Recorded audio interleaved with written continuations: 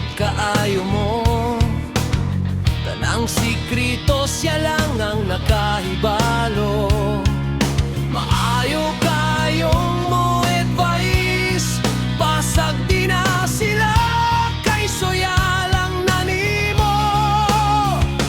Pero kung wala ka sa ilang atubangan, iyakang dauton sa imong kauban. Buhatan kag isyo bisag wala kay bisyo, makuha lang ang ilang gusto. Set, ang tawag sa tawong masoya. Hadlok malagwan sa ilang mga kauban.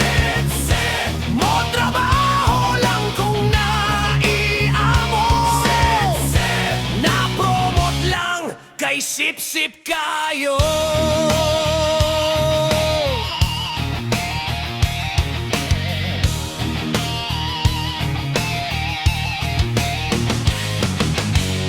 Gustong ma-promote pero dili ka mao.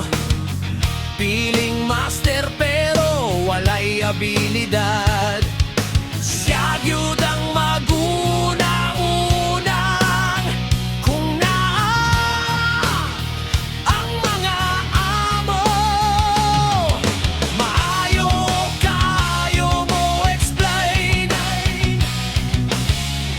murag siya ang nagbuhat. Kung pabuhaton dili ka mao, na-promote lang kay sip-sip kayo sa amo. Sip-sip ang tawag sa tawong masoya. Hadlok malagwan sa ilang mga kauban. Mo trabaho lang kung naay amo. Na-promote lang kay sip-sip kayo. Bisag asa tapaingon, sa Pinas man o sa abroad, dili gyud mawala ang mga sip-sip. Pero sakit kayo huna-hunaon.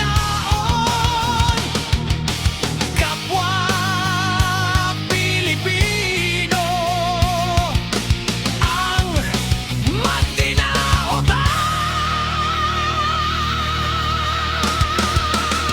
Sip-sip ang tawag sa tawong masoya. Hadlok malagwan sa ilang mga kauban. Mo trabaho lang kung naay amo. Na-promote lang kay sip-sip kayo. Na-promote lang kay sip-sip kayo. Na-promote lang kay sip-sip kayo.